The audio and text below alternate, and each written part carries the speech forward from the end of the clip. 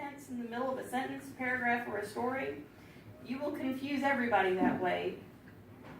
You will confuse you that way. Because if you start off in the present and then change it to the past, you will stop, go back and reread what you wrote and go, what? And have to start all over again. So don't do that. Don't confuse you. Don't confuse everybody else. Dialogue. Please make sure it is separate from the rest of your paragraphs. Please. Please do this. Please. Paragraph structure. This is just a personal thing that I find it makes it easier to read. Break up large paragraphs. Make them a little smaller because it makes your story flow a little better. If you have large paragraphs and make them a little smaller, then it makes your story a little easier to digest. People can read it a little easier.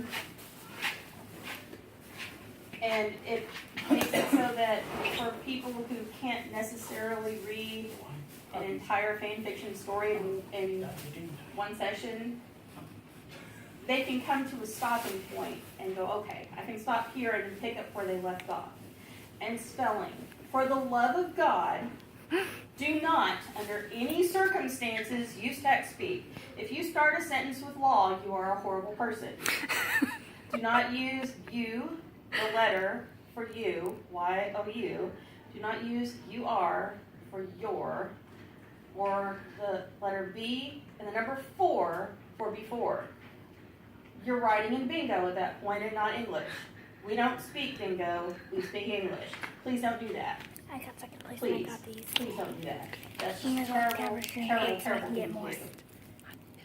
So that's just the basic rules of English, and that's all we're going to cover in the basic rules of English. Because anything else, you go talk to that man. Right there. That one. And if you're not sure about your writing skills, I got 2 words for you. Beta reader.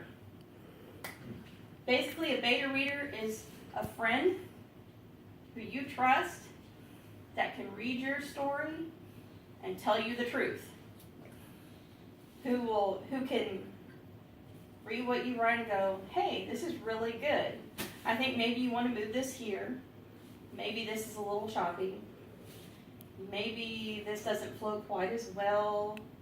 I think you need to prove this a little bit better because you spelled this wrong, if your spell check doesn't catch something.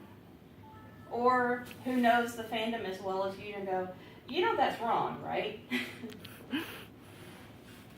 Your beta reader should be very well acquainted with the rules of English and grammar. Please, please do not trust your beta reading to someone who does not English well. Please don't do this. Please don't. And there is also the possibility, if there is interest in forming a fan fiction writers group, and we can talk about that later, that's always cool. So, but now that we've covered English, rules? Yes. There are other rules for writing fan fiction. Because if you want to publish anywhere, you don't want to run into readers of fan fiction who are members of the fandom who will come at you with pitchforks. Well, virtual pitchforks anyway. Or a legal team who scours fan fiction websites. And they won't come at you with virtual pitchforks, they'll come at you with a cease and desist letter.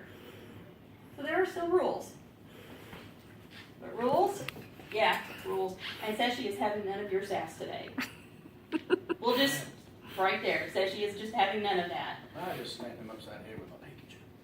Yeah, good luck with that. Trust me, world's worst trainer. I can do it. Oh, yeah. So the legal stuff first. We'll just get that out of the way. Most of the time, if you publish fan fiction on any of the fan fiction sites or Tumblr or your blog, you can get away with a short disclaimer such as I am not the author of the original piece and I'm not making any money from this work. But some authors in Belden do not go for this at all. And you can find yourself on the receiving end of a cease and desist letter from a very high-powered and expensive legal team. And they don't play around. So you need to do your research. If you are writing fan fiction based on the works of a specific author, some are fine with it. J.K. Rowling is totally cool with fan fiction. She encourages this. She really wants, her readers who want to explore writing fan fiction to be comfortable with doing their own thing. Say, hey, I ship this. I want to see what happens. I want to explore this. I want to see how this plays out. She's totally fine with this. Diana Gabaldon does not need your help writing Jamie and Claire. She does not need your help writing anything to do with Outlander, and she really doesn't care how you feel about it. She has a legal team that looks through those fan fiction websites, and she's litigious. Don't do it. Just don't. Because they start with a cease and desist letter, and then they continue with seeing you in court. So just don't do it. Please don't. That's why I'm telling you this. What are her characters? Outlander. Yeah. So I didn't get it. that's why I'm telling you this now, so we can get the legal stuff out of the way.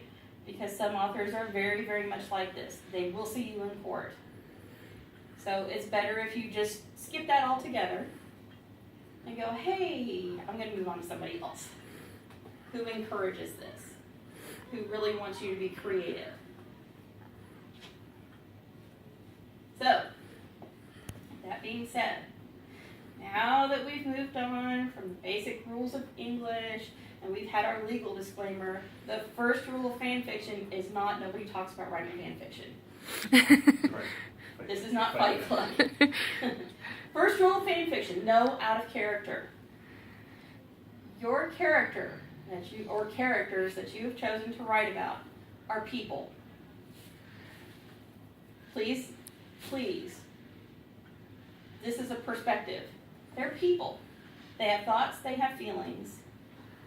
They have lives. They interact with other characters. They just happen to live in a completely different universe than you. So if you take them out of their character, out of who they actually are, it never ends well.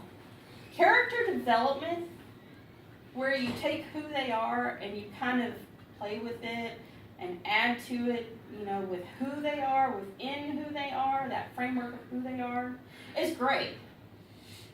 It adds a little extra dimension. You're going, oh, hey, I never thought about that, but that's cool. Changing their entire personality is terrible. Reading a story where Kakashi and Sakura are arguing because they don't agree on timing of when to have kids, and Kakashi takes that as a personal rejection, is a great story because there's conflict and conflict resolution. Reading a story where Gaara brings Sakura a cute little bouquet of wildflowers is cringeworthy, and I almost threw my phone across the room because I was like, who is this kid and where did he come from? Because no, all of my no. And I went, oh, I'm not going to throw my phone. That's expensive. So please don't do this. Out of character is painful to read. It's really painful to read. And the reviews are usually not good. So just don't do that. Please don't do that. Please don't do that. Second rule of fan fiction. It goes along with out of character. No alternate universe. And along with out of character, it's one of my biggest pet peeves. And I will sit and nitpick a story for out of character and alternate universe. If the original story is not set in a coffee shop, don't put it in one. If you want to add a coffee shop in your story where your characters go, kind of like if you've ever watched Friends where they go to the coffee shop, that's cool. As long as they're not all working in the coffee shop where that's not a thing, that's fine. If it's not set in a hospital, don't put it in one. Don't set this anime or story in General Hospital all of a sudden. Please don't do that. That's just terrible. if it's not set in an American high school. Don't put it in one. And for the love of everything that is good and right in the world, if an anime is not set in a Japanese high school, do not set it in a Japanese high school. Do not set it in a Japanese high school. Do not set it in a Japanese high school. Especially if you are an American and don't know anything about Japanese high schools. Please don't do that. Yes, sir. Can I set it in a Japanese high school? No.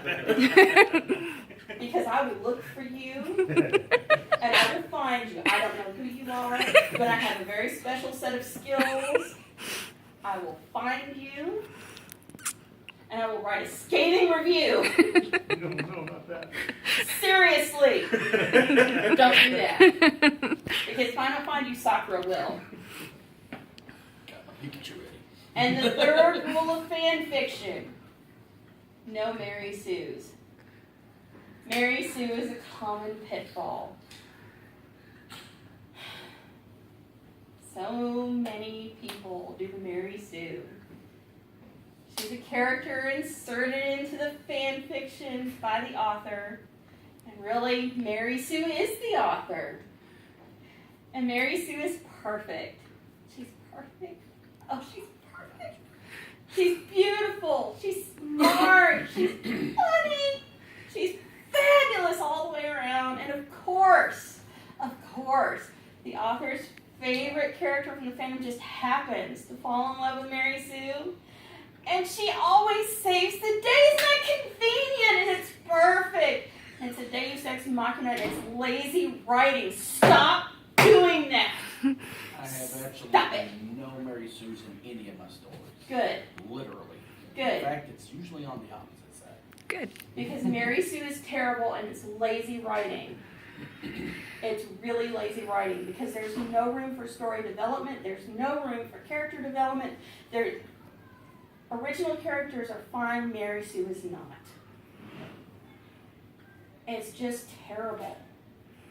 It is a horrible, horrible thing to do to a poor story that never deserved that in the first place. So why would you do that? Don't ever do that. It's a no-go. It's overbearing and obnoxious. It's lazy writing. It allows for no room for character development, no room for conflict or conflict resolution, no room for real plot development. It's just terrible all the way around. So don't do that. So, I solemnly swear not to do this, so now what? Awesome. And now we can get down to what happens next. Now that you know, no out of character, no AU, no Mary Sue, and you've sworn not to do this. You've decided to write this awesome fan fiction about your favorite character or characters from your most favorite fandom ever, and now you want to publish it, and your beta reader has said it's the best thing ever. Now what? Windows or Google? Some people use Windows 1, some people use Google Docs. That's completely up to you.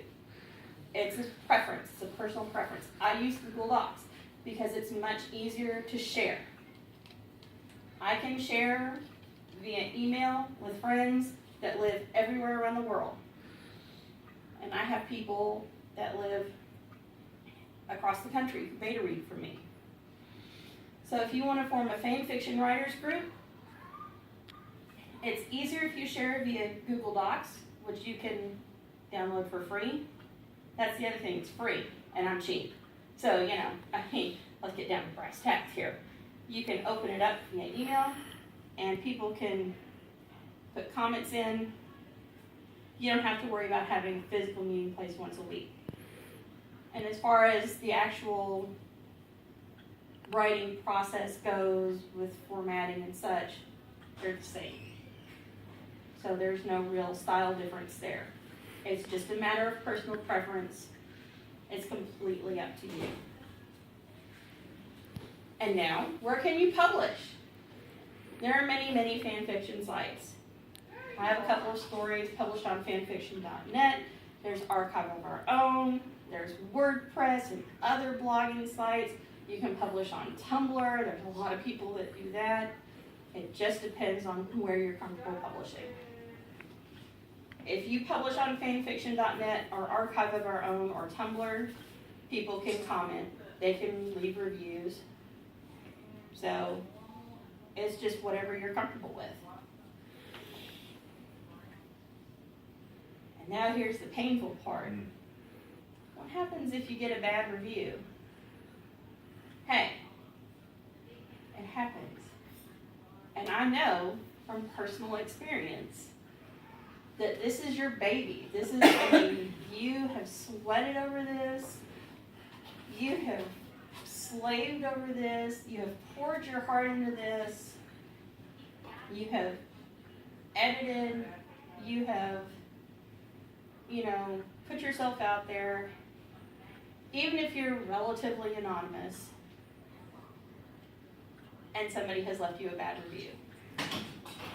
And it kind of hurts, but they happen. But here's the thing. Read the reviews. Read all of the reviews. Good, bad, kind of indifferent. Read them all. Decide if you think that they have merit.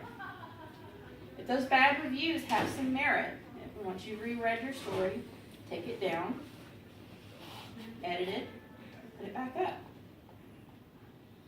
If you're reading it again, those bad reviews don't have any merit, and only tell the haters to sip on their haterade and have a nice life and move on with yours.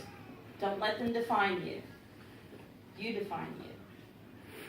Don't let them tell you that you can't write. This is not, most of us who write fan fiction are doing it for fun. We are not Neil James. And please don't write another 50 Shades of Grey. One was enough. One was more than enough. But we're writing it for fun. That's what it's supposed to be for. It's supposed to be fun. So take the reviews in stride. Don't let them define who you are.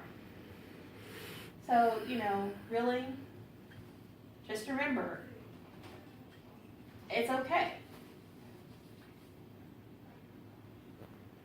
It's all right. So, just remember, you can do it. Believe it! Yay. Yay. Any questions? Look, I got that from One minor one, if you know slash. Straight through there? Yes. And on the right. That does change what the characters would do from their standard, usual operating behaviors, supposedly, right? It just depends on how you view the character. I mean, some people are okay with that. I don't tend to write slash. I write romantic fan fiction, but that's because I'm romantic at heart. So, Yes, sir. No, I'm just agreeing. Romantic at heart. Yeah. But, I mean, slash fan fiction is one thing. I mean, you can make the case that, if there's an attraction, it doesn't necessarily change who they are. Right. So, if you're writing that within the framework of, I can make the case that they would still act like this because it doesn't necessarily change who they are fundamentally, I can go for that. If you're changing everything about their personality completely, then it's Like if there's a show or a series and there's already kind of those undertones of oh yeah. there might be something there, that's Because in one most thing. anime, there's always a Yeah. undertone of romance going on, so. Yeah. This tamer version is, the Harry Potter and Hermione, Mhm. let's get them together. And even Rowling even said, I think, later that she should have probably written it that way. Oh yeah. So, Yeah, I was kind of thinking that myself. Yeah. But then Well, this other that's- character stepped in. There's always a certain amount of, but they never get together. Well, cannons blow up ships, but that's all right. Yeah. But that's one thing. It's something completely different if you try to hook up Harry and Draco. Yeah. That's where it crosses that line into Yeah, unbelievable. Because Harry and Draco don't get along at all, and you're fundamentally changing somebody's personality to make that happen. Yeah. They kind of had something at the end of the last movie, sort of. I They believe that was more tolerated forced. each other. Yeah. Yeah, tolerated, yeah. For massive amounts of attraction, probably not. Yeah. Thank you.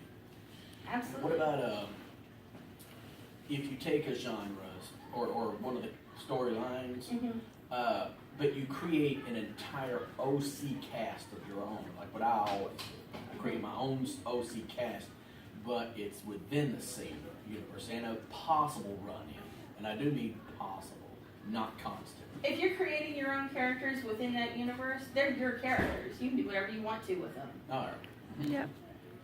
So, Yeah, but you know, the whole concept of interacting with, as a possibility, interacting with the main characters they created out of. as long as you're not changing the personality of the main characters so completely that they're unrecognizable, Yeah. it's not really an issue. Because I have several stories that are set in the MLP universe. Ah, Yeah. I gotcha. Well, that's cool. And I've got like up to 5 different types of stories. One that's, and let's say it's a universe literally littered with portals, and several different species from several different universes came together, built a city, and lived there. And it is MLP as well as several others. And I have a that's storyline for crossover, which I Yeah. think crossover's fine as long as you maintain Yeah. those But universes. Here's Right. the other thing, alternate universes of where the characters are definitely different. Like a very popular one they've done throughout all of cartoon history. Here comes the bad so-and-so who is exact as our hero character. Bizarro world. Yeah. Yeah, the Bizarro World, that's an perfect example. That's the point where you're simply flipping a personality. Their same personality is still there. It's just opposite, Like I if have that one, makes sense. Like I have one that's a character. You know, have you ever watched any of the My Little Ponies, or do you care? I'm not really a My Little Pony fan. to Okay, be well, there's a perfectly Griffin honest. Gilded. When she first came in, she was a total, well, yeah. Yeah. And I did an alternate universe style of her brought in. This one's overweight, nice, but extremely reclusive. Whatever. Well, if you're doing the whole, oh, well, we have the crossover world, that's one thing. If it's the whole, this is the AU where everything is set in a completely different setting that's not anywhere close to, somehow it just doesn't seem to work as well as crossover where we flip the script and we've got the bad so-and-so versus the good so-and-so, or the, where we've got the opposite side of the coin here, if that makes sense. Yeah. Some of them work out very well. And then you have some where you're just going, I'm not going to read this anymore. Well, one that I got, has to do with, I'm not eating up everybody else's time. Because I can go on forever like this with just my stuff, bits and pieces. Well, it's supposed to be, it's a restaurant where she leaves her home dimension to come here to stay. Because she hears there's a lot of acceptance in the other dimension. Like I said, she's the nice, quiet, but recluse type. And she goes to work at the restaurant for Griller, who is, of course, another OC of mine, an enormous pony. Don't mess with him, trust me. He has